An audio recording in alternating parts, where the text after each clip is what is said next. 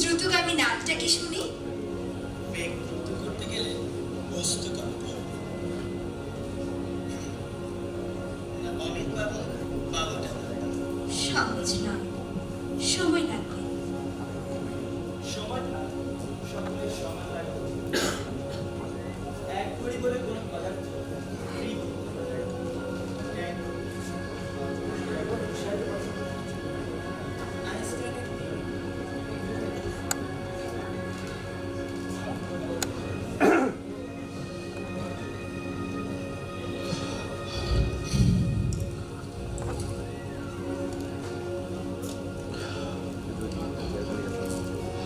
For God's sake, hold your tongue and let me love.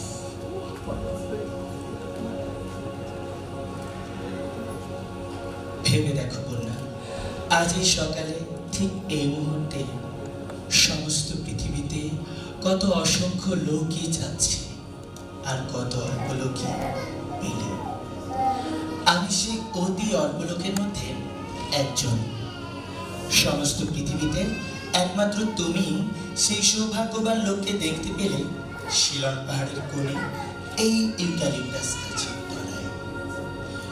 পৃথিবীতে পরমাশ্চর্য ব্যাপারগুলি পরম লম্ব, চোখে পড়তে চায় না, অথচ তোমাদের ওই তারিণী তলাপাত্র কলকাতার গোলদিঘি থেকে আরম্ভ করে নোয়াখালী চারকা পর্যন্ত চিৎকার শব্দে শূন্যের দিকে ঘুষি উঁচিয়ে বাঁকা পলিটিক্সের ফাঁকা আওয়াজ ছড়িয়ে এলো।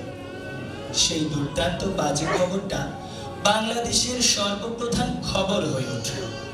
কে জানে, হয়তো এটাই ভালো। কোনটা ভালো? ভালো এই যে সংসারের আসল জিনিসগুলো হাতে বাটে চলাফেরা করে বেড়ায়, অথচ বাজে লোকের চোখে ঠোকর খেয়ে খেয়ে মরে না। তার গভীর জানাজানি বিশ্বজগতের অন্তরের নাড়িতে নাড়িতে। আচ্ছা বন্যা, আমি তো বকেই চলেছি, তুমি চুপ করে বসে কি ভাবছো বলো তো? তোমার এই চুপ করে থাকা যেন মাইনে না দিয়ে আমার সব কথাকে বরখাস্ত করে দেওয়ার মতো। তোমার কথা শুনে আমার ভয় হয়নি। ভয় কিসে? তুমি আমার কাছে কি যে চাও, আর আমি তোমাকে কতটুকুই বা দিতে পারি ভেবে পাইনি। কিছু না ভেবেই তুমি দিতে পারো, এইটাতেই তো তোমার দানের দাম। তুমি যখন বললে কর্তা আমার সম্মতি দিয়েছেন, আমার মনটা কেমন করে উঠল। মনে হলো এইবার আমার ধরা পড়বার দিন আসছে। ধরাই তো পড়তে হবে। মিতা, তোমার রুচি, তোমার বুদ্ধি আমার অনেক উপরে। তোমার সঙ্গে একত্রে পথ চলতে গিয়ে একদিন তোমার থেকে বহু দূরে পিছিয়ে পড়ব। তখন তুমি আমাকে ফিরে ডাকবে না, সেদিন আমি তোমাকে একটুও দোষ দেব না। না না, কিছু বলো না, আমার কথাটাকে শোনো। মিনতি করে বলছি, আমাকে বিয়ে করতে চেও না। বিয়ে করে তখন গ্রন্থিক হতে গেলে তাতে আরো জট পড়ে যাবে। তোমার কাছ থেকে আমি যা পেয়েছি সে আমার পক্ষে যথেষ্ট, জীবনের শেষ পর্যন্ত চলবে। তুমি কিন্তু নিজেকে ভুলিও না। বন্যা, তুমি আজকের দিনের ঔদার্যের মধ্যে কালকের দিনের কার্পণের আশঙ্কা কেন তুলছো? মিতা, তুমি আমাকে সত্য বলবার জোর দিয়েছো। আজ তোমাকে যা বলছি তুমি নিজেও তা ভিতরে ভিতরে জানো, মানতে চাও না। পাছে যে রস এখন ভোগ করছো তাতে একটু খটকা বাঁধে। তুমি তো সংসার ভাববার মানুষ নও, তুমি রুচির তৃষ্ণা মেটাবার জন্য ফেরো। সাহিত্যে সাহিত্যে তাই তোমার বিহার।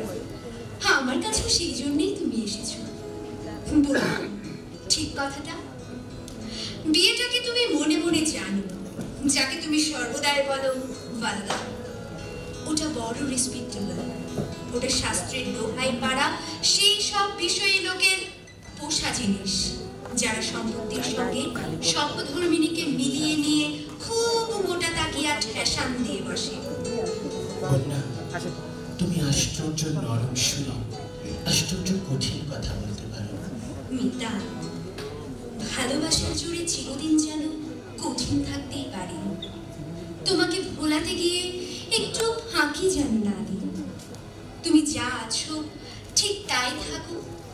তোমার রুচিতে আমাকে যতটুকু ভালো লাগে ততটুকুই লাগুক, কিন্তু একটু তুমি দায়িত্ব নিও না, তাতেই আমি খুশি থাকবো।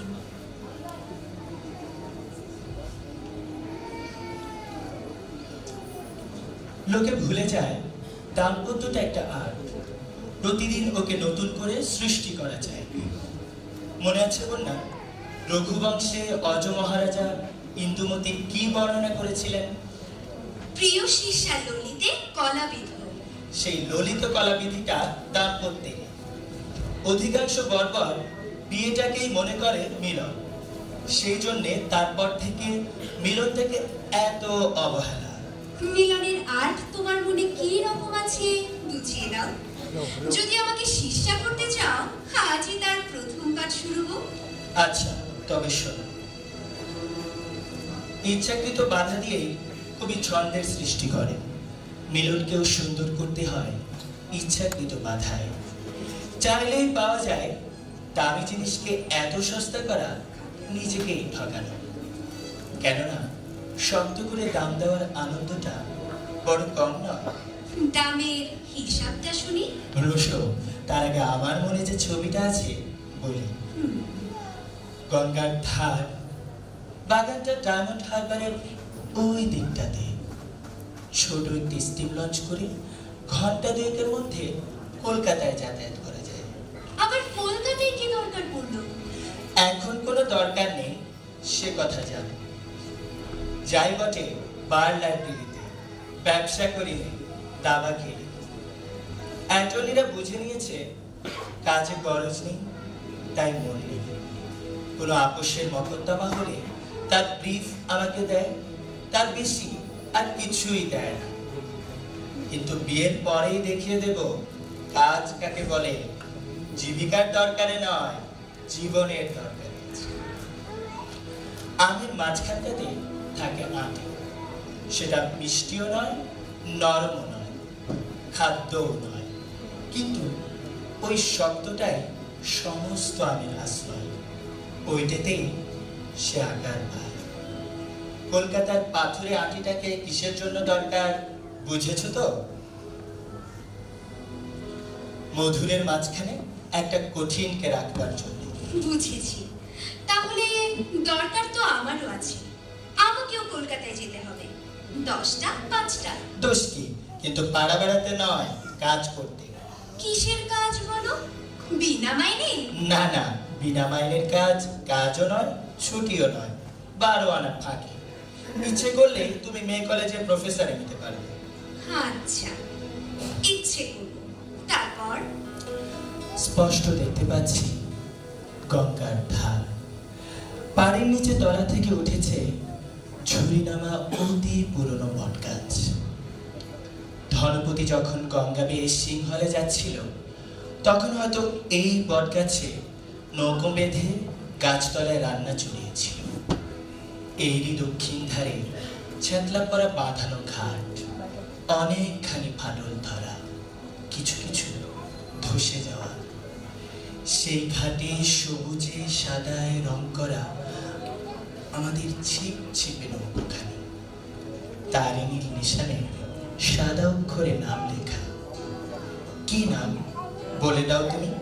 বলবো? মিতালি। ঠিক নামটি হয়েছে, মিতালি। আমি ভেবেছিলাম সাগরে। মনে একটু গর্বও হয়েছিল, কিন্তু তোমার কাছে হার মানতে হলো। বাগানের মাঝখান দিয়ে সরু একটি খাড়ি চলে গেছে, গঙ্গার স্পন্দন বয়ে। তার ওপারে তোমার বাড়ি, এপারে আমার। রোজে কি সাঁতার দিয়ে পার হবে? আর জানলায় আমার আলো জ্বালিয়ে রাখবো। দেব সাঁতার মনে মনে একটি কাঠের সাঁকোর উপর দিয়ে। তোমার বাড়িটির নাম মানসী, আমার বাড়ির একটি নাম তোমাকে দিতে হবে। দীপক। ঠিক নামটি হয়েছে, দীপক। নামের উপযুক্ত একটি দিন আমার বাড়ির চূড়োয় বসিয়ে দেব। মিলনের সন্ধেবেলায় তাতে জ্বলবে লাল আলো, আর বিচ্ছেদের রাতে নীল। কলকাতা থেকে ফিরে এসে রোজ তোমার কাছে একটি চিঠি আশা করব। এমন হওয়া চাই সে চিঠি পেতেও পারি, না পেতেও পারি। যদি সন্ধ্যা 8টার মধ্যে না পাই, তবে হতবিধিকে অভিসম্পাদ দিয়ে বার্টন রাসেলের লজিক পড়বার চেষ্টা করব। আমাদের নিয়ম হচ্ছে অনাহুত তোমার বাড়িতে কোনো মতেই যেতে পারবো না। আর তোমার বাড়িতে আমি? ঠিক এক নিয়ম হলেই ভালো হয়, কিন্তু মাঝে মধ্যে নিয়মের ব্যতিক্রম হলে সেটা অসহ্য হবে না। নিয়মের ব্যতিক্রমটাই যদি নিয়ম না হয়ে ওঠে, তাহলে তোমার বাড়িটার দশা কি হবে? আমি বুরকা পরে যাব। তা হোক, কিন্তু আমার নিমন্ত্রণ চিঠি চাই। সে চিঠিতে আর কিছু থাকবার দরকার নেই, কেবল কোনো একটা কবিতা থেকে 2-4টি লাইন মাত্র। আর আমার নিমন্ত্রণ বুঝি বন্ধ? আমি এক ঘরে। তোমার নিমন্ত্রণ মাসে একদিন, পূর্ণিমার রাতে, 14টা তিথির খণ্ডটা যেদিন পূর্ণ হয়ে উঠবে। এবার তোমার প্রিয় শিষ্যাকে একটি চিঠির নমুনা দাও। আচ্ছা বেশ।